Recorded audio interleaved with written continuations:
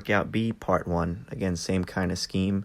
Going back, doing handstand push-ups, close grip chin-ups, and split squats. Again, I've been dealing with a shoulder injury, so I went with a wider hand positioning on the handstand push-ups just to kind of reduce the range of motion.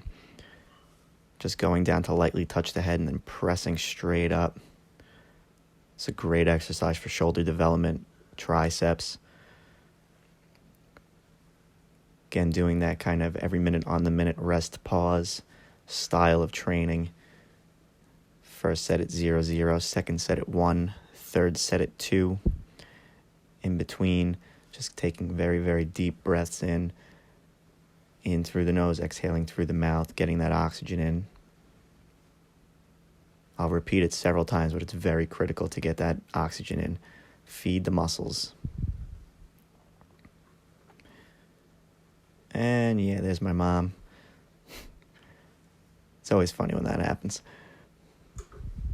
Kicking up. See, sometimes I will hit the ceiling with my foot just to maintain that balance.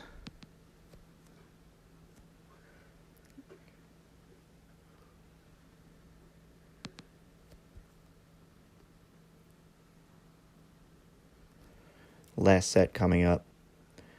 Again, the rest intervals will actually increase, or the time of the interval will increase, since you'll be doing like a reduction of repetitions each successive set due to fatigue.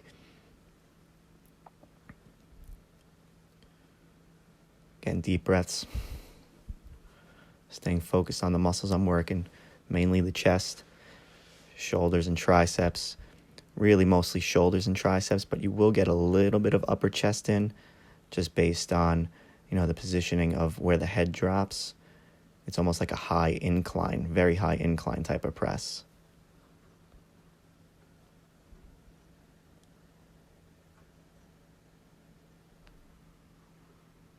Finishing up the set here, last rep. Got 3 reps on that one.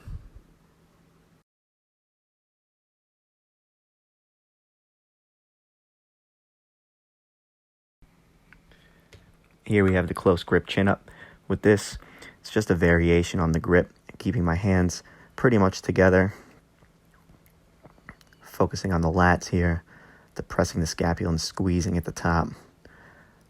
Great exercise for lats and biceps. A little bit more emphasis on the bicep than the other chin up grips, only because our hands are closer.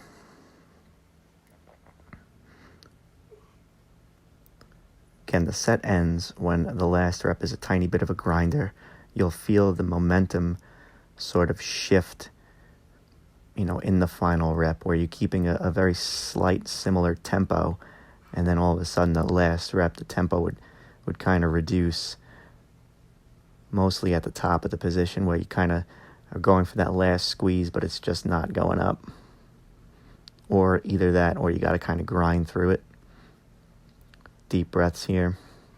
Second set coming up.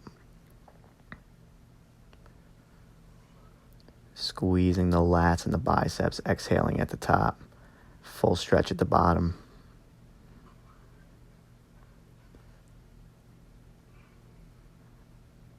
Set'll always end. If you're trying to pull up and you can't pull up, that's a definite end to the set. Don't try to grind through that. Deep breaths in.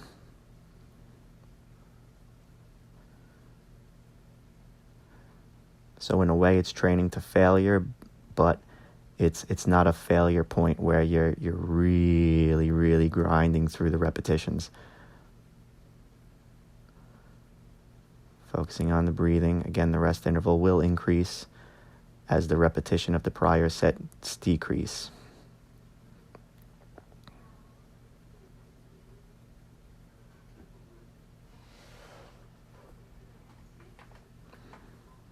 Again, focusing on the lats, the biceps, depressing and retracting the scapula. Grind and stop.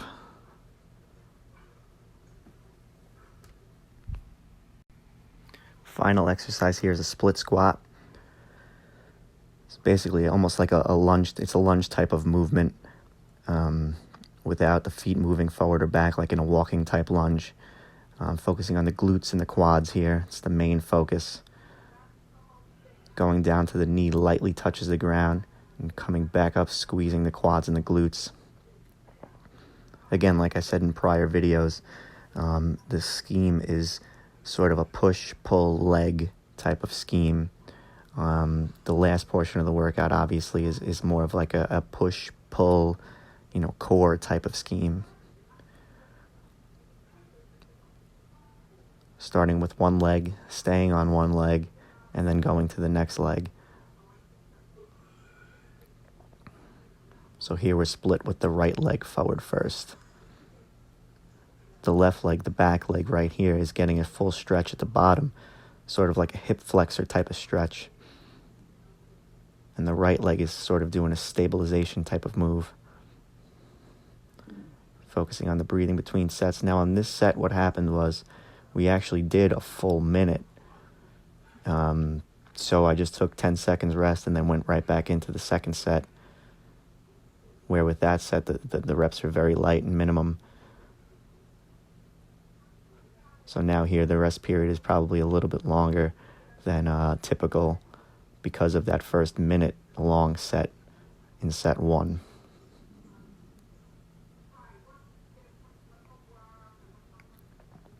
Again, breathing is very imperative. In the nose, out the mouth, nice deep breaths. Constantly watching the time, staying consistent with the start point of the set.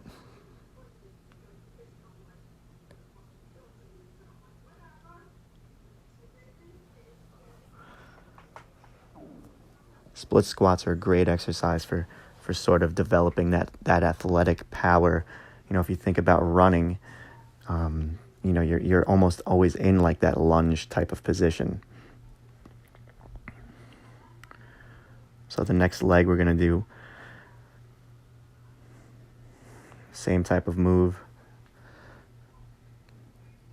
So now the right leg will be getting that sort of hip flexor stretch, lightly touch the ground with the knee, and then we'll be standing back up. It's also a great exercise for kind of balance, since your legs are split. They're not side by side directly under your hips, which would, be a more stable type of position.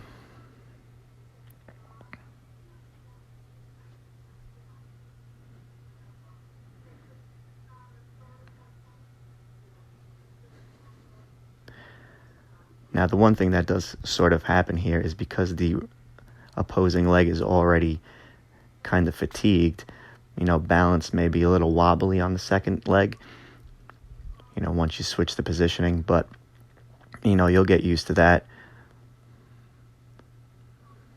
You could also start with the weakest leg first, whichever that is, and then, have the stronger leg be the leg that you have to kind of maintain a little bit of balance on, which should be a bit easier since that is the stronger leg.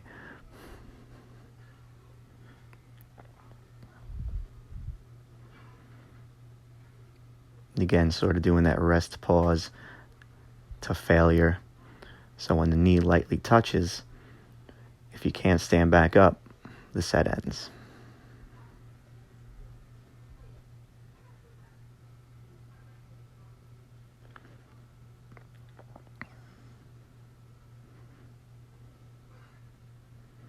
Again, great exercise for athleticism, improving that athletic abilities and balance.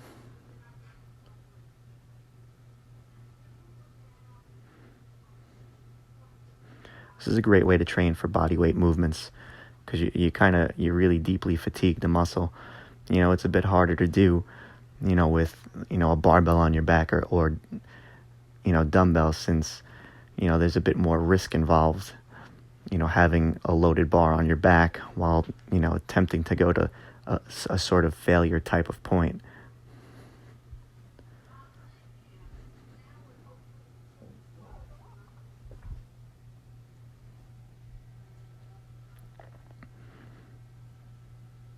It's also great for flexibility too, because like I said, that back leg that's stabilizing is also hitting a full stretch through the hip flexor.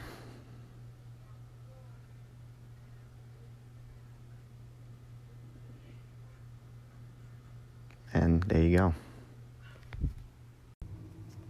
And that wraps up this section. Thanks for watching, guys.